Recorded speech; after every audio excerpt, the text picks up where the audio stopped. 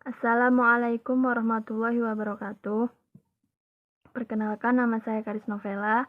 Di sini saya bersama rekan saya, Saudari Mondestu dan Saudara Rian Rahmat Ramadan, akan menjelaskan tentang artikel yang sudah kami buat untuk memenuhi tugas dari mata kuliah Sosiologi dan Antropologi dengan dosen pembimbing yaitu Bapak Doni Arung Triantoro.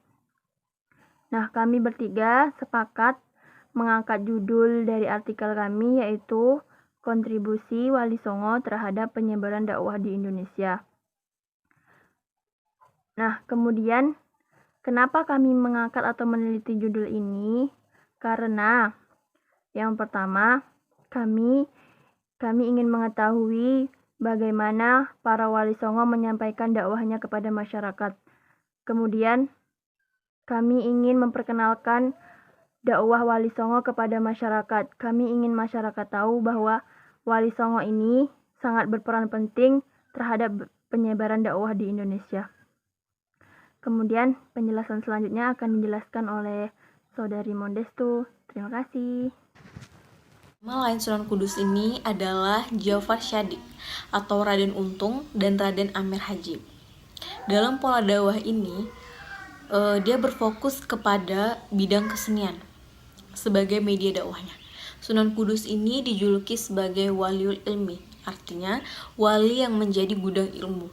Karena Sunan Kudus ini memiliki ilmu agama yang sangat tinggi. Sunan Kudus menggunakan alat kesenian daerah setempat supaya lebih menyatu pada masyarakat. Alat kesenian ini itu adalah gamelan.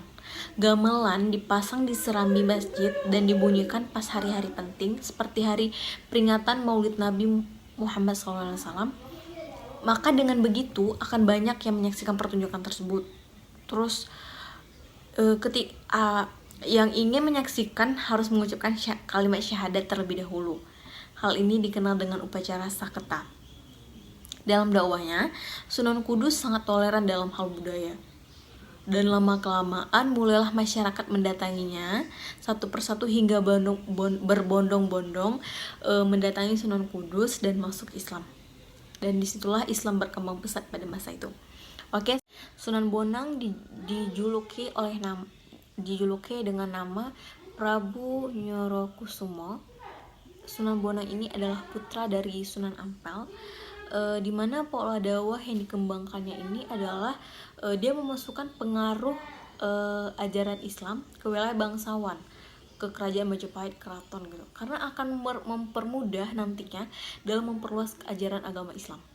Lalu ia langsung terjun ke masyarakat dan berinteraksi dengan masyarakat setempat, dan beliau menciptakan gending-gending atau tambang-tambang yang isinya itu tentang pendekatan Islam.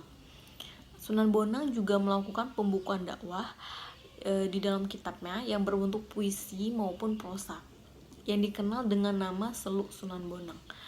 Terus di dalam dakwahnya, Sunan Bonang ini berdakwah lewat para bangsawan pada masa itu dengan memasukkan pengaruh Islam pada lingkungan kerajaan. Dan dia juga menciptakan sebuah lagu atau tambang yang berjudul Tombo Ati.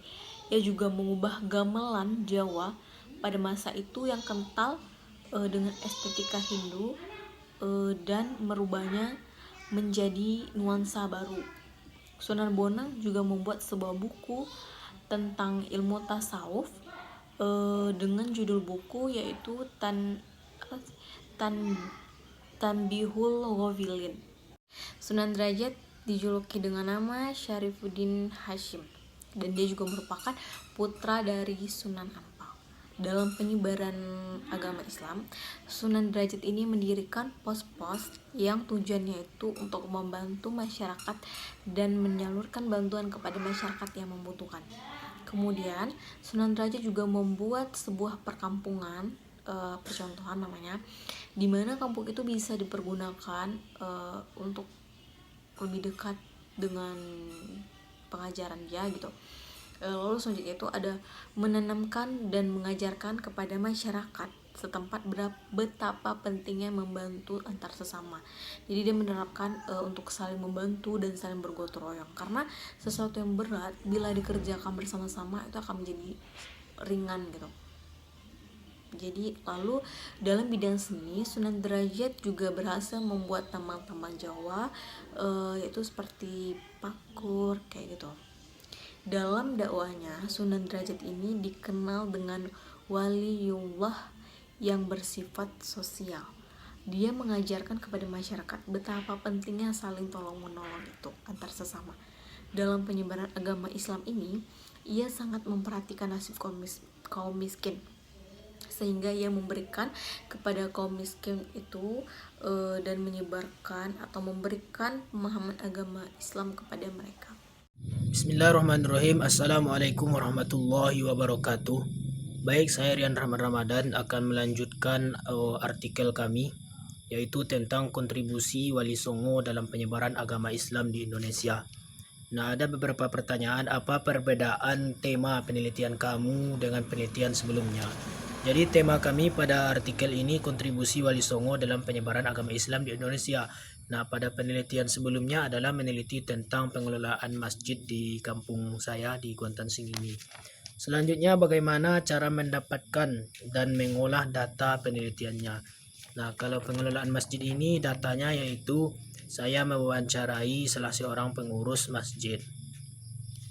Baik, selanjutnya saya akan menjelaskan tentang Sunan Gunung Jati, Wali Songo yang ke-7. Bagaimana metode dakwah yang disampaikan oleh Sunan Gunung Jati. Nama lengkap dari Sunan Gunung Jati ini adalah Syarif Hidayatullah, putra dari Syarif Abdullah dan Nyai Larasantang. Dalam penyebaran agama Islam, Sunan Gunung Jati ini melakukan metode dakwahnya. Dalam penyebarannya ada beberapa macam. Yang pertama, beliau melakukan pembinaan di wilayah dalam kesultanan dan rakyat yang masuk di wilayah Demak. Misi utamanya adalah masyarakat Jawa Timur dan Jawa Tengah harus diislamkan, sebab Jawa Timur dan Jawa Tengah ini adalah kekuatan pokok umat Islam pada saat itu. Yang kedua, metodenya adalah melakukan penyebaran agama Islam keluar daerah dengan menugaskan para pemuda dalam penyebarannya. Nah, selanjutnya ialah Sunan Kalijaga. Bagaimana metode dakwah yang dilakukan oleh Sunan Kalijaga? Nama lain dari Sunan Kalijaga ini adalah Muhammad Said. Adapun dakwah, metode dakwahnya yaitu beliau mendirikan pusat pendidikan di Kadilangu. Kemudian beliau berdakwah lewat kesenian, mengganti tradisi selamatan peninggalan Hindu-Buddha yang berkembang di masyarakat dengan acara tahlilan. Kemudian ada lagi yang ketiga, memasukkan hikayat-hikayat Islam ke dalam penyebaran, dan Sunan Kalijaga ini adalah pencipta wayang kulit. Kemudian metode yang keempat, yakni beliau berdakwah yang paling populer adalah menciptakan lirik lagu Lir-Ilir yang sampai sekarang masih dilantunkan di Pulau Jawa, khususnya Jawa Tengah. Jadi Sunan Kalijaga itu dulunya adalah seorang perampok. Lalu pada suatu ketika ada ibu dan anak-anaknya yang kelaparan. Kemudian Sunan Kalijaga ini merampas hasil rampasan dari kerajaan. Hasil rampasan itu tidak dimakannya, lalu dia memberikan kepada ibu dan anak-anaknya yang kelaparan tadi. Metode dakwah Sunan Kalijaga itu melalui wayang. Hingga sampai saat ini pun masih ada orang berdakwah dengan wayang. Selanjutnya Sunan Muria, Wali Songo yang ke-9.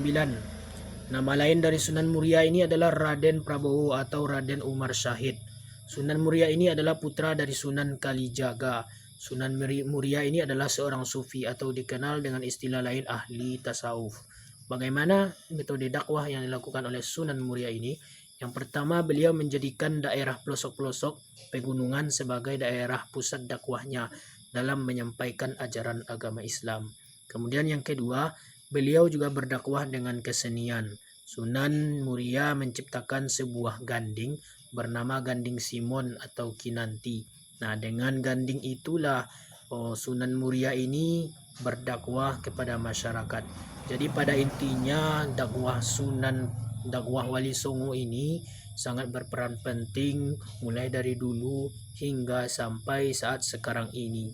Demikian mungkin penjelasan artikel kami dari kelompok kami sendiri.